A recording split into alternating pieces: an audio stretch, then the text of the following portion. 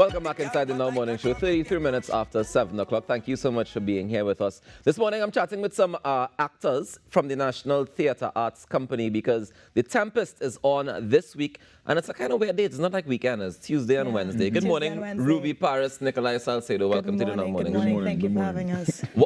Okay, so Tuesday and Wednesday. Yes. That's what we're going with for the Tempest. That's right. Yeah. Why?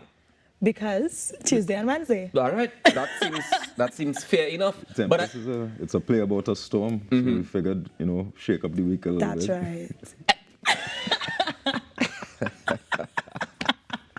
All right. This is a great place to start. I love it. So, The Tempest, for those of you who don't know, is a play about a storm written by William Shakespeare. Yeah. And the National Theatre Arts Company, you guys have been doing plays from around the world. You've done local plays. You've done Shakespeare before as well. No, we haven't. No, this is the first time you're doing Shakespeare play. Oh, how has been the experience getting prepared for Shakespeare? Well, it's not my first Shakespeare experience. Yeah, you was Oberon and thing already. Yeah, but I think with a company like this and a cadre of actors like this, it's been really interesting seeing how everybody approaches it. Because we're all, I guess, Trimbigonian actors, and we have a very different sensibility and approach to it. As well as the way that Belinda Barnes, the artistic director, has chosen to represent this story, given all the limitations that we have as a company. Yeah, it's been really interesting and nice. And how about you, Ruby? I think we need to consider as well that everybody has done English literature. And we would hope so. We would hope so. And in doing literature for CSEC, you would have had to have done a classic. And a classic is usually Shakespeare, and then compare that to a contemporary piece. So if we go all the way back to when we were in secondary school, we would have all had some sort of exposure with the language before. Right. So in this journey, it's really just it really was just a matter of tapping back into that memory of dealing with Shakespeare, dealing with the language of Shakespeare. The benefit that we have as Caribbean people, more specifically Trinbagonian people, is that our vernacular is already fitting into Shakespeare's iambic pentameter. So the way that the rhythm that he's written the dialogue, once you relax into it and stop thinking about what he means, you'd actually realize that we speak naturally with that kind of tempi. So it was not the hardest journey, but it definitely, like all plays, posed its challenges. Yeah, I know that, reading it and having to deliver it is two different things. Completely different. I think putting it into action and instead of just reading it off the page. Now, Nikolai, I know that the National Steel Symphony Orchestra and the National Philharmonic Orchestra, they are also a part of this show. So that means that there's going to be some sort of musical backing. Being a musician yourself, how was that journey for you? Well, that journey's been cool. I actually composed the music for the play with my brother Joshua Super Youth Salcedo. And so then a couple members of NSSO were the ones who arranged it.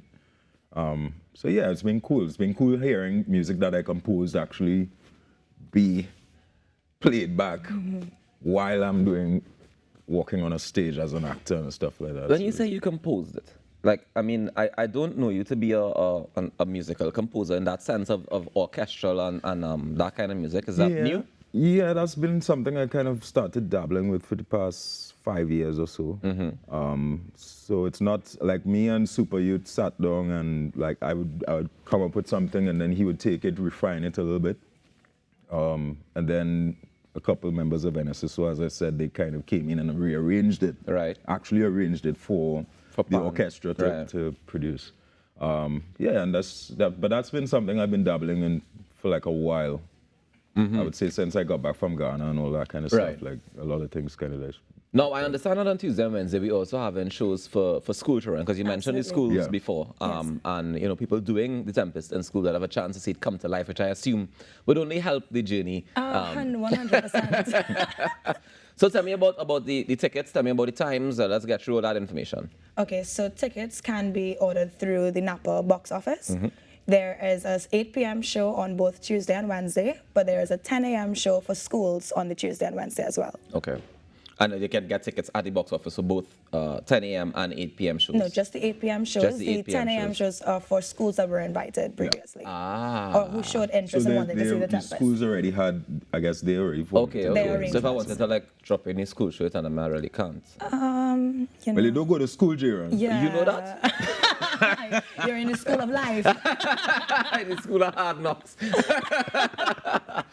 Tell me a little bit about the characters involved in any play. From your journey, your character and your character as well. Let's start with you, So Ruby. I actually play his daughter, Miranda. That's cute. Yeah, it is. She goes through her own version of the Tempest. It's the first time seeing such destruction, first time being introduced to people outside of who would have been on the island before. So her father, another character, Caliban, and well, herself. Those are the only people that she's known her entire life on the island.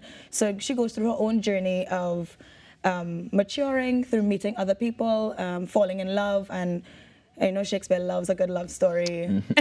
They sometimes end quite tragically, but go That's ahead. right. That's right. Doesn't all that. But she goes through her own character arc, her own challenges, and evolves coming out of it. And I won't speak on Prospero's behalf. Yeah, I was saying Nikolai here cracking up because I'm waiting to hear the explanation of his character. The way he laughing about your love. He laughing about your love, you know? Imagine that. Go ahead, Nikolai. Prospero, my character Prospero is actually, I guess, who the Tempest really is kind of centered around the story. He was the Duke of Milan and was ousted by his brother and King Alonso of Milan. Not Milan, sorry. Anyway, but yeah, he was ousted as the Duke of Milan and banished, put on a boat with his daughter. Right. And they've drifted and I guess landed on this island. They've been there now for 12 years. And on the island, he found Caliban and he found Ariel, who's the spirit.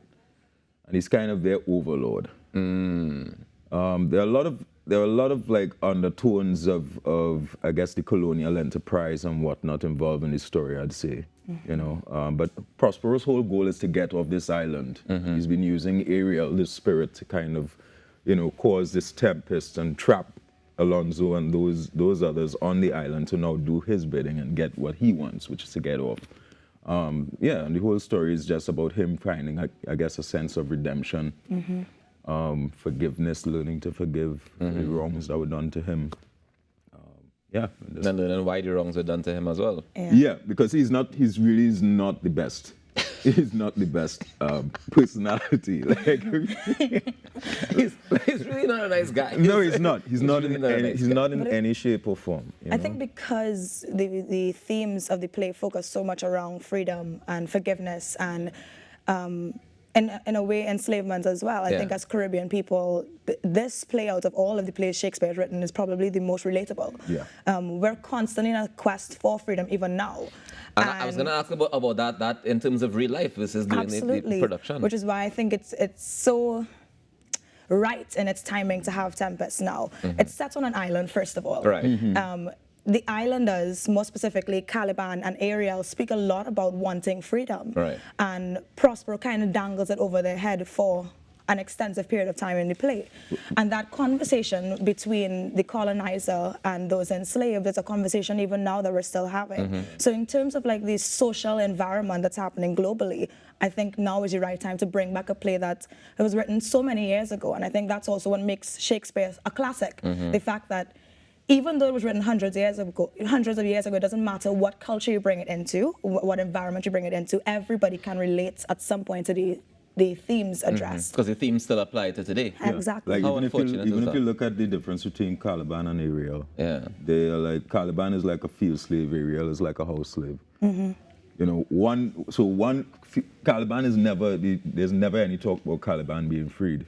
Yeah. Like he know what time it is. Yeah. Yeah. Ariel, on the other hand, Prospero, as Ruby said, continues to dangle this, you know, illusion of freedom in front of her getting. Ariel is the whole of the middle class.